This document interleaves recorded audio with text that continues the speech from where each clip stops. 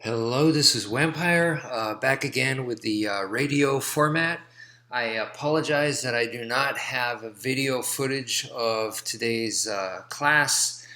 Yeah, today was a little bit different in a sense that my student came in and he immediately asked me about some combative stuff that he had sent me a video of, and the lineage for that, I explained to him, comes from Captain Fairbairn's gutter fighting, um, from the World War II stuff, and even before that.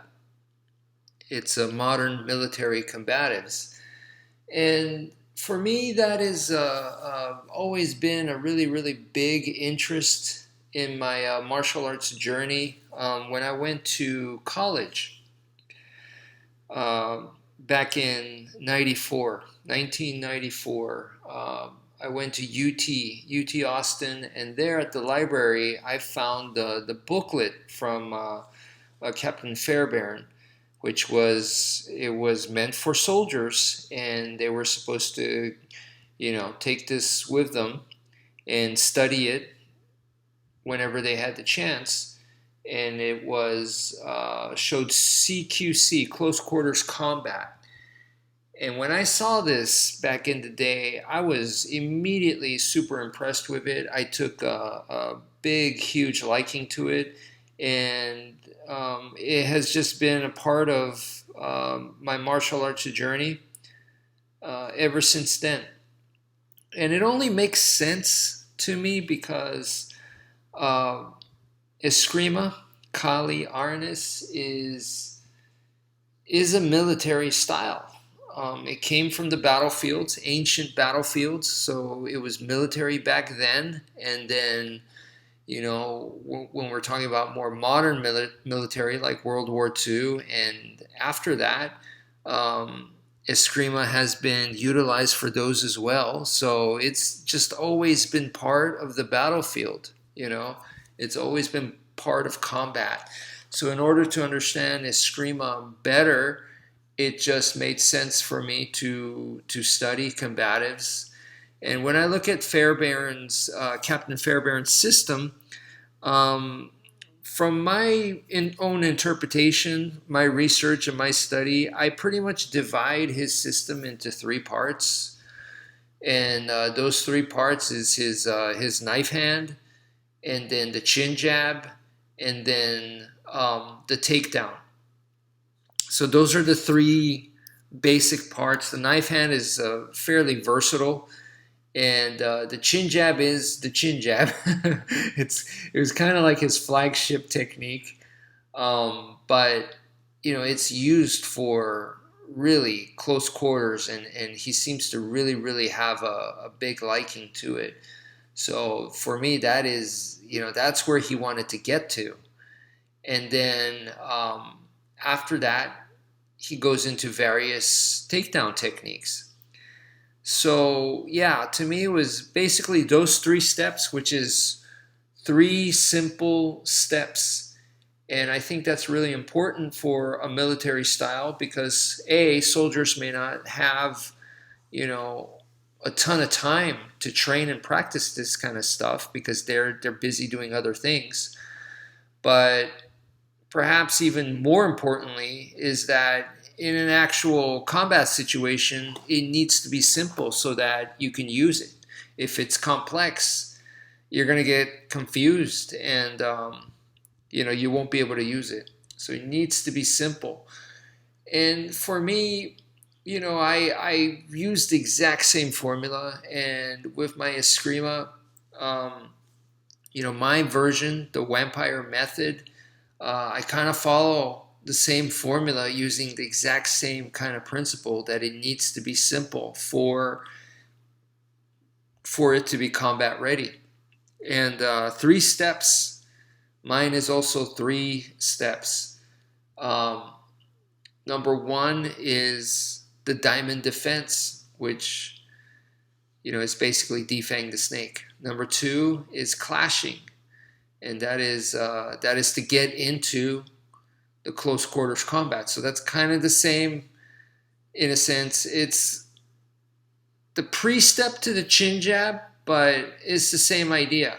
It's you want to get to CQC, close quarters combat.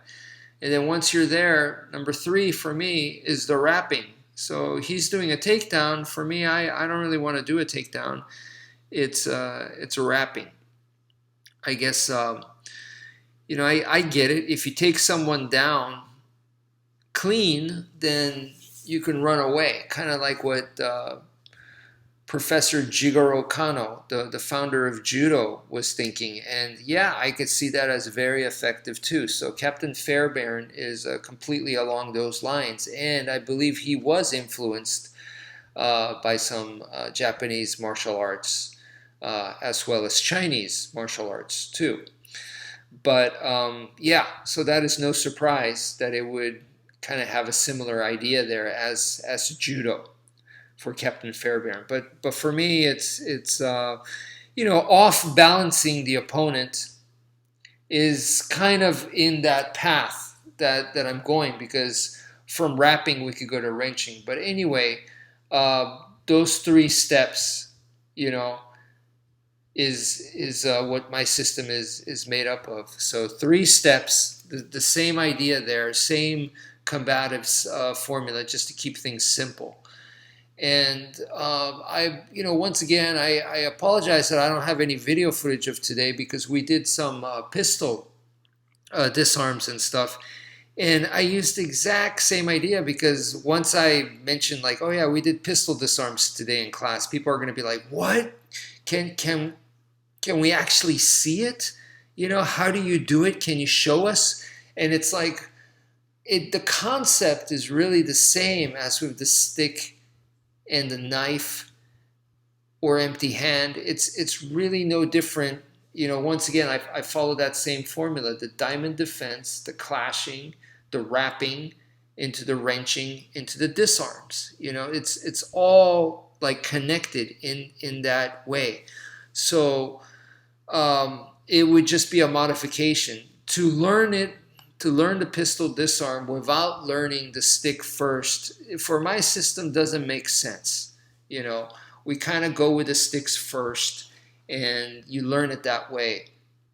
And this was another interesting thing, because this morning my student over in Japan had sent me his training footage that he was doing with his training partner over there, who has also been learning from me.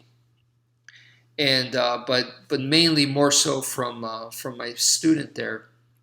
And he recorded their training session, and sent it to me so that I could give them pointers and stuff like that. And watching that, they were doing the disarms, and it is a progression. The stick just makes things much, much easier to learn. And then from there, you really want to get to the point where it's really not about the stick. Because right now, the way that they were doing it, it's all about the stick. The stick is what makes the disarm possible. And if they were to try that same technique with a knife, it would not work, But you want to get to the point where it will work, where it's the same technique,